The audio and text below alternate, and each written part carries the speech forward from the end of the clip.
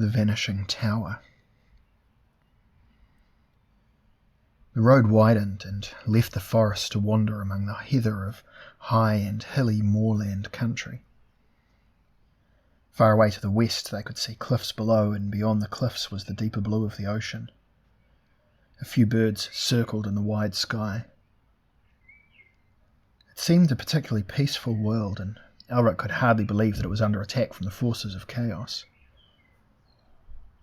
As they rode, Coram explained that his gauntlet was not a gauntlet at all, but the hand of an alien being grafted onto his arm, just as his eye was an alien eye, which could see into a terrifying netherworld from which Coram could bring aid if he chose to do so.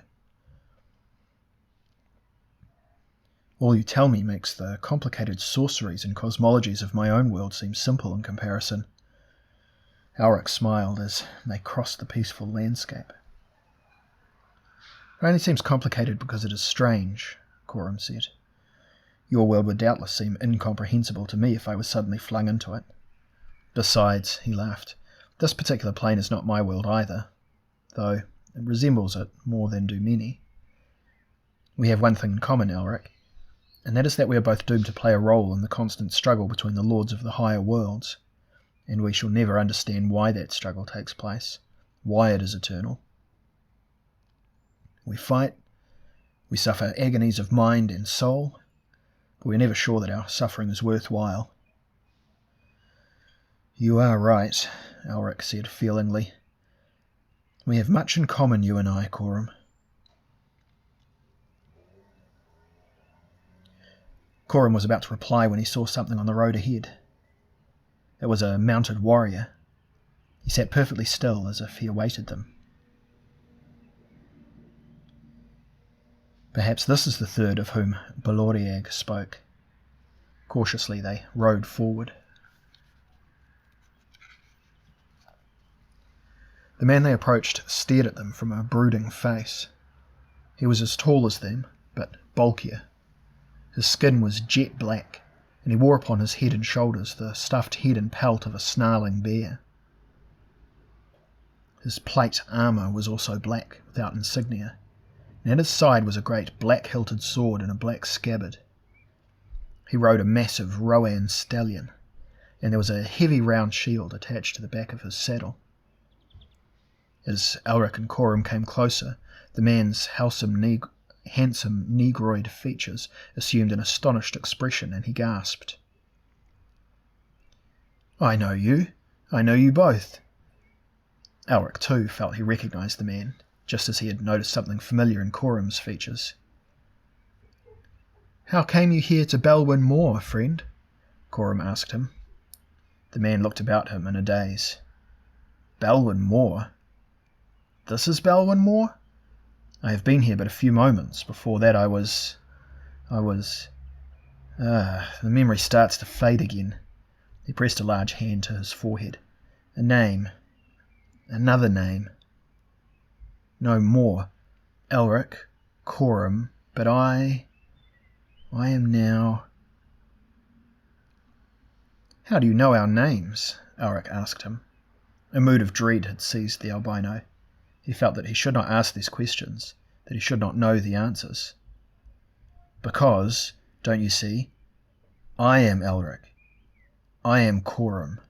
Or, this is the worst agony. At least I have been, or am to be, Elric or Coram." "Your name, sir?" Coram said again. "1,000 names are mine. 1,000 heroes I have been. I am John Dacre, Erekose, Erlich, many, many more. The memories, the dreams, the existences." He stared at them suddenly through his pain-filled eyes. "Do you not understand? Am I the only one to be doomed to understand? I am him who has been called the Champion Eternal. I am the hero who has existed forever. And yes, I am Elric of Melniboné, Prince Coram Jalen Ursay. I am you also. We three are the same creature, and a myriad other creatures besides. We three are one thing, doomed to struggle forever and never understand why. My head pounds. Who tortures me so? Elric's throat was dry. You say you are another incarnation of myself. If you would phrase it so. You are both other incarnations of myself. So, said Coram, that is what Balordiag meant by the three who are one. We are all aspects of the same man, yet we have tripled our strength because we have been drawn from three different ages. It is the only power which might successfully go against Voilodion Gagnazdiak of the Vanishing Tower. Is that the castle wherein your guide is imprisoned? Elric asked, casting a glance of sympathy at the groaning black man. Aye, the Vanishing Tower flickers from one plane to another, from one age to another, and exists in a single location only for a few moments at a time. But because we are three separate incarnations of a single hero, it is possible that we form a sorcery of some kind which will enable us to follow the tower and attack it. Then, if we free my guide, we can continue on to Tanalorn. Tanalorn, the black man said, looked at Coram with hope suddenly flooding into his eyes. I too seek Tanalorn. Only there may I discover some remedy to my dreadful fate, which is to know all previous incarnations and be hurled at random from one existence to another. Tanalorn. I must find her.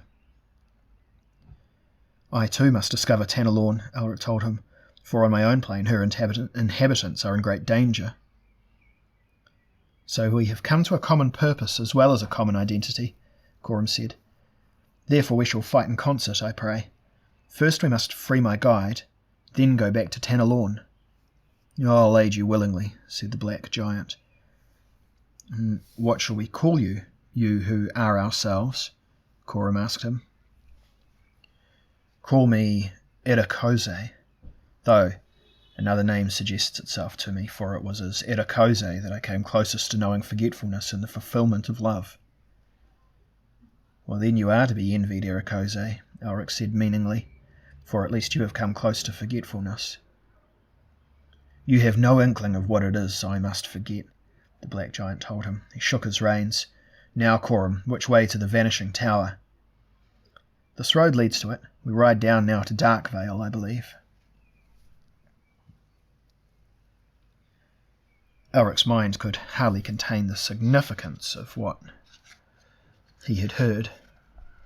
It suggested that the universe, or the multiverse, as Myshela had named it, was divided into infinite layers of existence, that time was virtually a meaningless concept, save where it related to one man's life or one short period of history, and that there were planes of existence where the cosmic balance was not known at all, or so Coram had suggested, and other planes where the lords of the higher worlds had far greater powers than they had on his own world. He was tempted to consider the idea of forgetting Theleb Ka'ana, Myshela, Tanalorn and the rest, and devote himself to the exploration of all these infinite worlds. But then he knew that this could not be, for if Edakose spoke the truth, that he, or something which was essentially himself, existed in all these planes already. Whatever force it was, which he named Fate, had admitted him to this plane to fulfill one purpose. An important purpose affecting the destinies of 1,000 planes it must surely be, if it brought him together in 3 separate incarnations. He glanced curiously at the black giant on his left, at the maimed man with the jewelled hand and eye on his right. Were they really himself? Now he fancied he felt some of the desperation Edakose must feel, to remember all those other incarnations, all those other mistakes, all that other pointless conflict, and never know the purpose for it all, if purpose indeed there were. Darkvale, said Coram, pointing down the hill. The road ran steeply until it passed between 2 looming cliffs, disappearing in shadow. There was something particularly gloomy about the place. I am told there was a village here once, Coram said to them. An uninviting spot, eh, brothers? I have seen worse, murmured Edakose. Come, let's get all this done with. He spurred his roan ahead of the others and galloped at great speed down the steep path. They followed his example, and soon they had passed between the lowering cliffs and could barely see ahead of them as they continued to follow the road through the shadows. And now Elric saw ruins huddled close to the foot of the cliffs on either side. Oddly twisted ruins which had not been the result of age or warfare. These ruins were warped, fused, as if chaos had touched them while passing through the veil. Coram had been studying the ruins carefully, and at length he reined in. "There," he said, "that pit. Here is where we must wait." Elric looked at the pit. It was ragged and deep, and had earth in it that seemed freshly turned, as if it had been but lately dug. "What must we wait for, friend Coram?" "For the tower," said Prince Coram. "I would guess that this is where it appears when it is in this plain." "And when will it appear?" "At no particular time. We must wait, and then, as soon as we see it, we must rush it and attempt to enter before it vanishes again, moving on to the next plane." Erakose's face was impassive. He dismounted and sat on a hard ground with his back against a slab of rock which had once belonged to a house. "Well, you seem more patient than I, Erakose," said Elric. "I have learned patience, for I have lived since time began, and I will live on at the end of time." Elric got down from his own black horse and loosened its girth strap, while Coram prowled about the edge of the pit. "Who told you that the tower would appear here?" Elric asked him. "A sorcerer who doubtless serves law, as I do, for I am immortal doomed to battle chaos." "As am I," said Erakose, the champion eternal. "As am I," said Elric of Melniboné, "though I am sworn to serve it." Elric looked at his two companions, and it was possible to believe that these were two incarnations of himself. Certainly their lives, their struggles, their personalities, to some extent, were very similar. "And why do you seek Tanalorn, Erakose?" he asked. "Well, I have been told that I might find peace there, and wisdom, a means of returning to the world of the Eldrin, where dwells the woman I love, for it has been said that since Tanalorn exists in all planes, at all times, it is easier for a man who dwells there to pass between the planes, discover the particular one he seeks." "And what interest have you in Tanalorn, Lord Elric?" "I know Tanalorn, and I know that you are right to seek it. My mission seems to be the defence of that city upon mine own plane, but even now my friends may be destroyed by that which has been brought against them. I pray Coram is right, and that in the Vanishing Tower I shall find a means to defeat Thalabkana's beasts and their masters." Coram raised his jewelled hand to his jewelled eye. "I seek Tanalorn, for I have heard the city can aid me in my struggle against chaos." "But Tanalorn will fight neither law nor chaos. That is why she exists for eternity," Elric said. "I, like Erakose, I do not seek swords, but wisdom." Night fell and the dark veil grew gloomier. While the others watched the pit, Elric tried to sleep, but his fears for Tanalorn were too great. Would Myshela try to defend the city? Would Moonglum and Rachir die? And what could he possibly find in the Vanishing Tower which would aid him? He heard the murmuring of conversation as his other selves discussed how Darkvale had come to exist. "I heard that Chaos once attacked the town, which at that time lay in a quiet valley," Coram told Erakose. "The tower was then the property of a knight who gave shelter to one whom Chaos hated. They brought a huge force of creatures against Darkvale, raising and compressing the walls of the valley. But the knight sought the aid of Law, who enabled him to shift his tower into another dimension. Then Chaos decreed that the tower should shift forever, never being on one plane longer than a few hours, usually for never more than a few moments. The knight and the fugitive went mad at last and killed each other. Then Voilodian Gagnazdiak found the tower and became resident therein. Too late he realized his mistake as he was shifted from his own plane to an alien one. Since then he has been too fearful to leave the tower, but desperate for company. He has taken to the habit of capturing whomever he can and forcing them to be his companions in the Vanishing Tower until they bore him. And when they bore him, he slays them. And your guide may soon be slain.